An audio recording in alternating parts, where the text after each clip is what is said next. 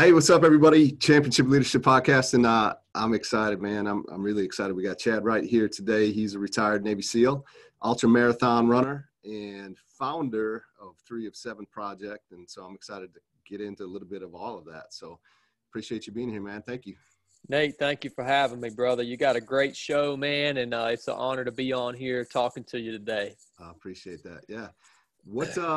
I start off every episode, just about every episode, with this. Championship Leadership's the name of the show. So what does that mean to you? What do you hear when you hear championship leadership? Man, that's a tough question right there, Nate. Championship leadership. To me, that means it would mean being I guess that's too simple, man. Being a groundbreaker or like somebody that's breaking new ground within their lane. So yeah. leading within your passion, being at the cutting edge almost of whatever your mission in life is. That's the first thing that comes to mind, man. And it's hard to explain. So perfect. Yeah, being at that cutting edge. Groundbreaker. Dude. I like that. Yeah. Kind of forging the way, right? That's it, brother. That's it. Yeah. Well, tell us a little bit about you. You're Ultrarunner, which did that come before or after getting out of the Navy as a SEAL? And then, of course, you got the 307 project. Maybe just let us know a little bit about you and the path that you've been on that has brought you to where you are today. Yeah, no doubt, brother. So, a little bit about me. Born and raised in a little town in North Georgia. My whole story of becoming a SEAL is a lot different than anyone else's. It's pretty unique. Kind of the adversity that I had to endure just to get on the start line, and we can jump into that, whenever you want, Nate. And then, as far as the ultra running goes, I started ultra running about a year before I got out of the Navy. And what ultra running really was to me, it was a new identity, a new platform that I could really challenge myself. It was almost a new brotherhood of individuals that I could go out and compete with and push myself. So that's what ultra running became to me. And that's really what it still is now. Although I probably enjoy more of the mentorship side of ultra running now than I really do the competitive side. I'll go out, I'll run 2 to 3 races a year that I actually go to win. And the rest of the races, which would be, another 5, 6, 7 races in a year time span, are mostly just ran with friends or people that are interested in ultra running that, may not have the confidence to go out and achieve their goals on the first race. And they might just need that little push. So, just being able to be out there and mentor someone like that, it's really fulfilling for me, man. So, I enjoy that side of ultra running now. And then, so what I'm doing for work right now, if you can call it work, is we have the 3 of 7 project. And what 3 of 7 means, the 3 is representative of the body, soul, and spirit, the 3 aspects of us as humans. The 7 is the universal number for completion. So everything that we launch off of this platform that we call 3 of 7 Project is to help others find ways to master, nourish, and maintain their body, soul, and spirit to achieve a complete lifestyle or a complete existence. So we've got a podcast. You know how much work goes into a podcast, Nate. Yeah, for sure. We spend a lot of time on that, man. We've had some great guests on so far. We're really, really pushing to make that the best product that we possibly can. We've got physical products online, our website, 3of7project.com, t-shirts, hats. These are mantras that I have used to propel me through hard times in the SEAL teams or in ultra running. And that's what we've printed on our shirts along with our logos. And then we've got the speaking engagements, man. I found a real passion in traveling around this country and traveling around this world. Really, I've got a speaking engagement in New Zealand with the corporate headquarters of Volkswagen in January. Awesome. And just traveling and meeting all these new people and getting that face-to-face interaction, because that's where I feel like you can really make the biggest impact, man. So I'm enjoying that lane. That's incredible. I love it. And I love what you're all about. Very similar to the path that I'm on as far as just trying to impact as many people as possible. So, yeah, we need more of those people out there. That's for sure. What, if you could, I know you kind of talked about it. Let's hear about the story, the path that's very unique to you and maybe uncommon for some coming into becoming a Navy SEAL. What do you got for me? I want to hear this. Man. Yeah. Easy day, brother. Yeah. I guess starting with what's kind of unique, and it's not totally unique because there's a lot of other men in the SEAL teams that had the same kind of background that I had. But, coming into the Navy, trying to earn a SEAL contract as an 18-year-old young man, I was never an athlete, never had played sports, never ran. I had never swam in a swimming pool until I decided I wanted to go and earn a SEAL contract. So, I failed a lot at that. It's called a physical standards test. It's a test you have to pass to earn a SEAL contract. And I took that thing for about 3 straight months before I could finally pass it and earn that SEAL contract. So it was a real challenge for me physically just to get a chance to go to SEAL training.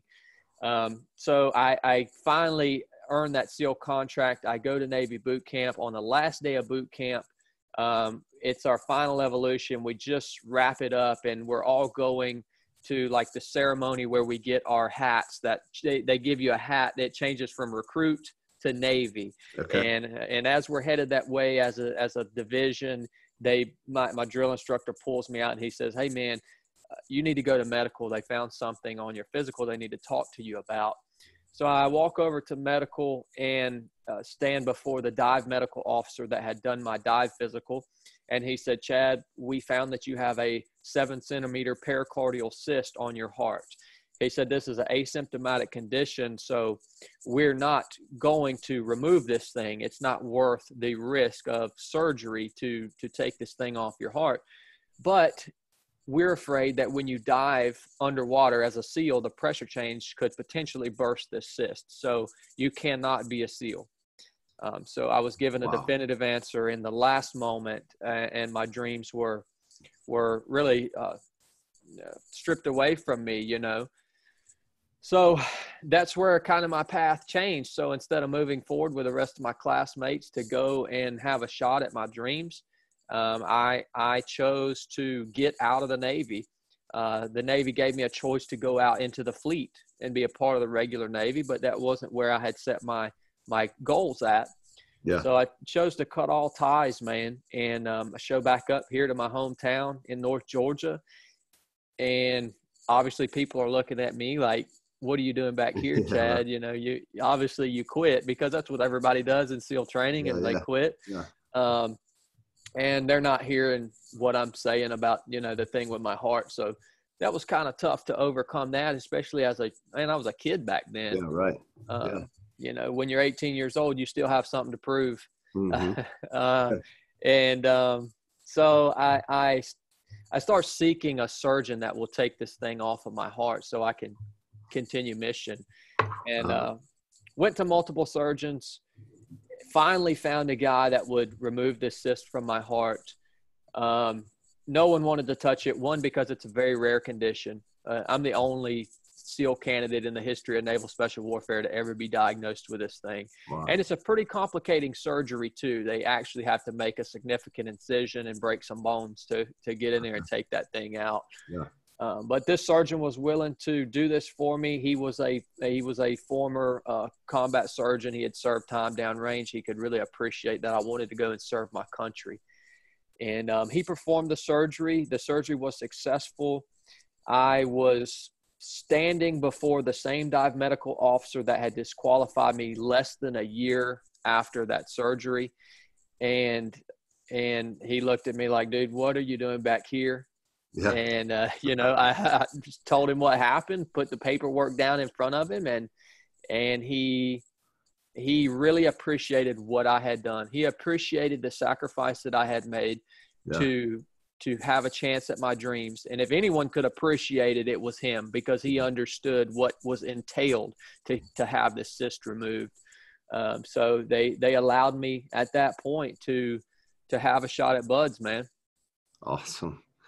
Wow. And obviously things worked out from there. So yeah, that's a powerful story. And did you have to go back through basic training?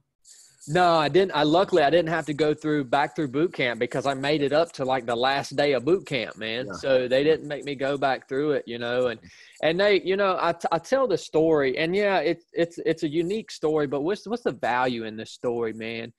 For me, I think the value for everyone else in this story of mine, this path that I've walked is, no matter what is set before you, whether it's in business, relationships, fitness, whatever it may be, whatever that mountain is or that obstacle that life has set before you, there is always a way under, over, around this obstacle. Even though you're given a definitive answer that someone might be telling you that there's no way you're going to be able to achieve your goal, but I promise you, if you make the decision to continue mission, you will find a way.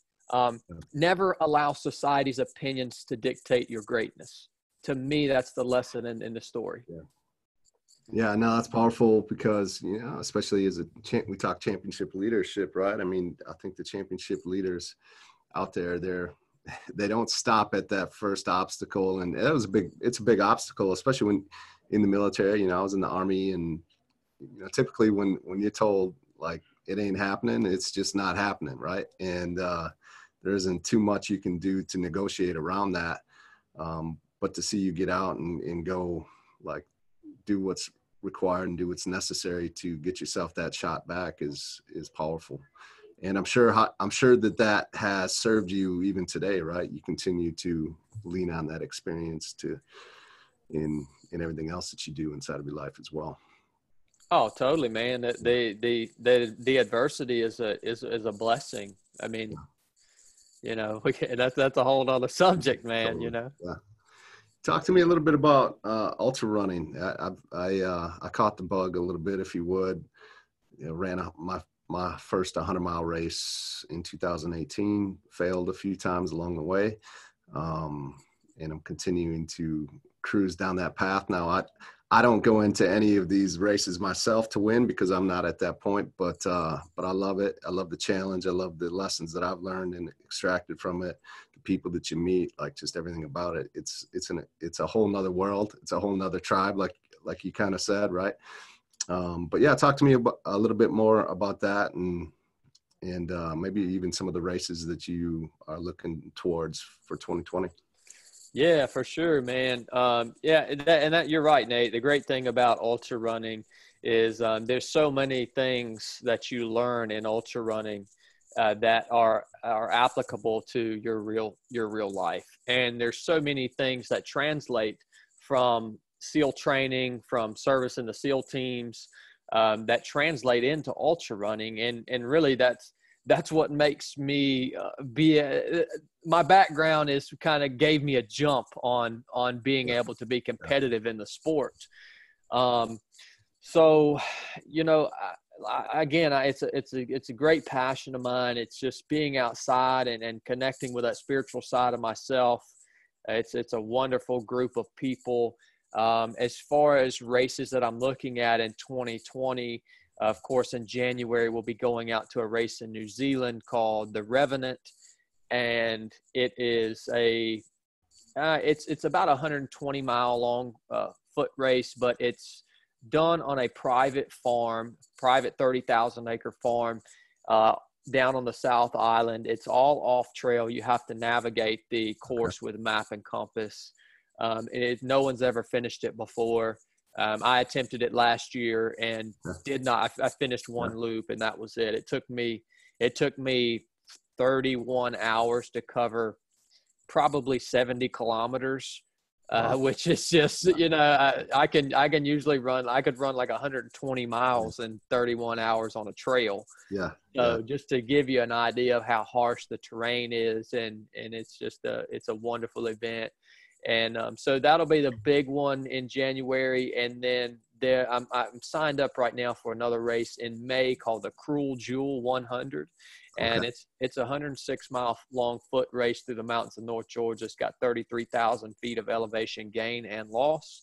And that was actually my first 100-miler. I did it 2 years ago, and I got 8th place there at Cruel Jewel 2 years ago, first 100-miler ever. Wow. So that'll be my race that I'm going back to win this year, Lord willing. Yeah, I love it. Thank you. What who are a few people that have impacted you, and really, again, this is less about who they are, so we don't need to name names if that's not something that you want to or are able to do, but more like championship level leaders, coaches, mentors, people that have impacted you, whether that's in the civilian life, military world, and really more importantly, like just what are some of the characteristics or traits that you've taken from them that maybe has even helped to mold who you are as a man, as a leader in your life? Man, I'll tell you the number one dude that's really impacted me. I shouldn't say dude, the number one friend and brother that's really impacted me here recently is a gentleman named Jesse Idler. And I consider Jesse a great friend of mine. And, you talk about what are the characteristics, and Jesse is the master when it comes to entrepreneurship, business, achieving goals, all that. He's the master, man. It's undisputed. So, things about Jesse, you spend 15 minutes around Jesse and you feel like you can conquer the world. He just has this unlimited well of energy. He's really not afraid to go after any goal.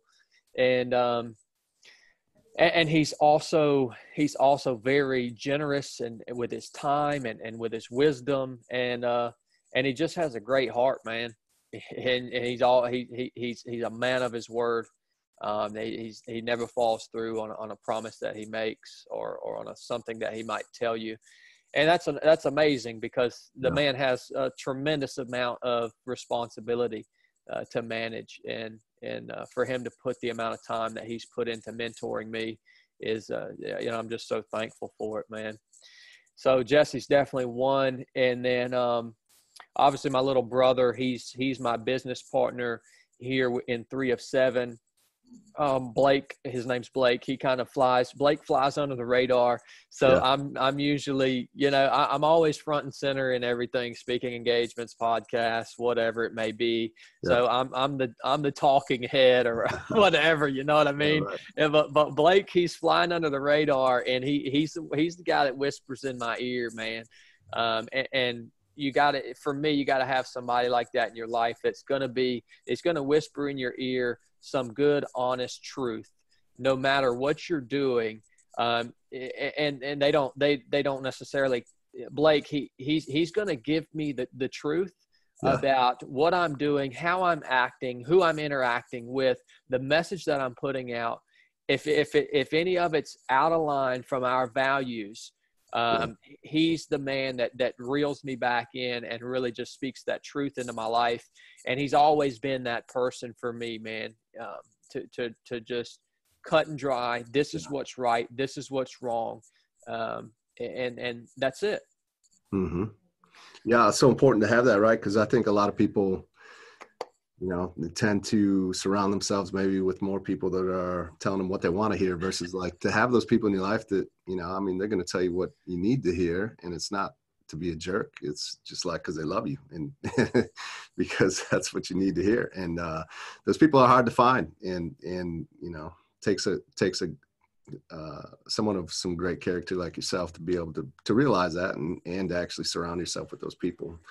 Jesse, I love, like I've followed him for a while, actually, since reading his book, Living with a SEAL, and probably 2016, I was getting ready to do an event, and I read his book, and ever since then I've consumed a lot and followed his path too. So yeah, I can imagine, like everything that is everything that I've experienced from the outside looking in, of course, of what he seems to be. So yeah, I couldn't be more blessed to have I almost consider him like a business father, like, to really just give me the confidence in the direction that I need. And I'm just so thankful for him, man. And he is what you see and what you hear on that social media, or if you ever hear Jesse speak live, That's him. He Yeah. doesn't put on any airs. That's him, brother.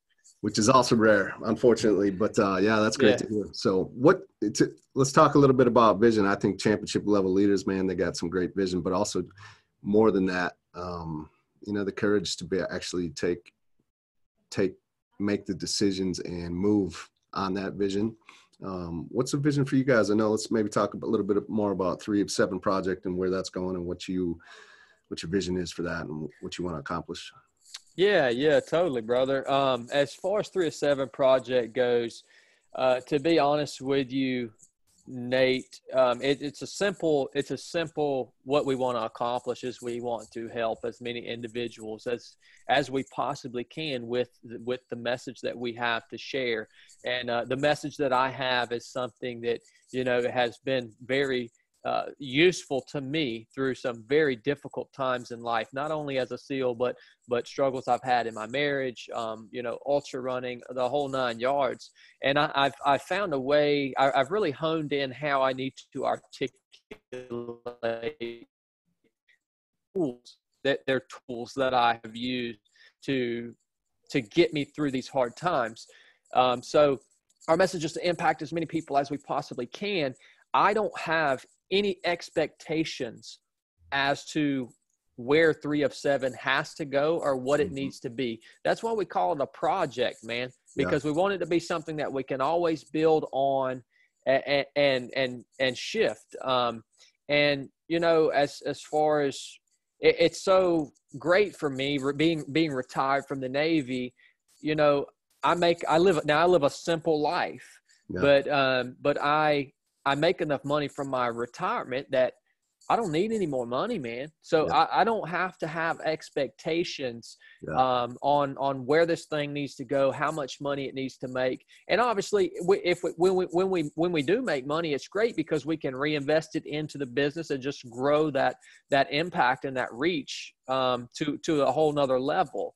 That's what we just did. We got the first sponsors for our podcast the other day. And awesome, I went out and bought, yesterday I bought $1,500 worth of podcasting equipment. Yeah. And so that's what, for me, that's I just want it to keep compounding on itself. And, but as far as expectations or a finish line, I don't think there will ever be one, man. Yeah, absolutely. Congrats on the podcast. I know, I don't know if the thought might be you see someone with the podcast, they're making some money, but that is not the case. And, that's not why you do it. And that's not why, I just love the conversations, the people, the relationships and, that are had through the podcast. And then if you can create some revenue through it, then that's all gravy on top. So, yeah. Well, and the revenue is all about just being able to make it better.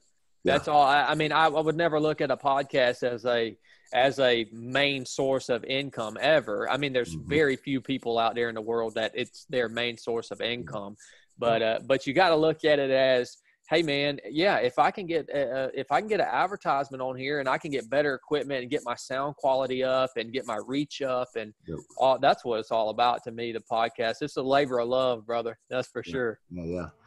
What I've noticed is, ever since coming across you, I think just happened across you inside of Instagram or wherever it might have been, and some of the posts that you make, and I've just noticed the message. Number one, it's very consistent, of course, which isn't surprising, but it's also just very, you talked a little bit about your values and just your purpose, how you see the world. A lot about staying grounded, kind of staying rooted, right? Like your roots, and maybe you could talk a little bit about that and where that comes from and why that's so important to you.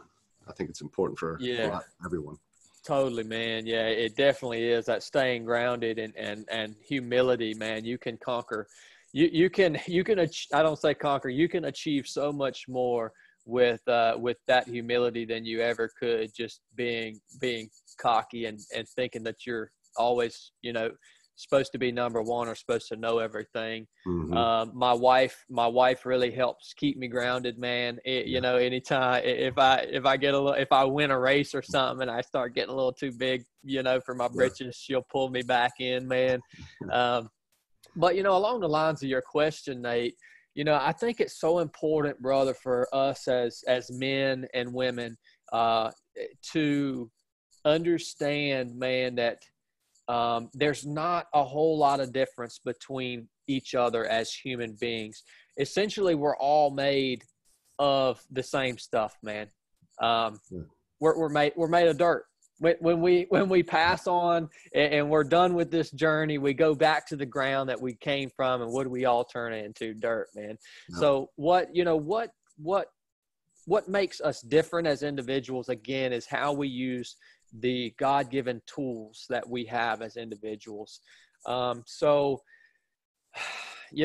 just think that's part of staying grounded is not to ever think that you're better than anyone else, but also don't think that anyone else is better than you. Yeah.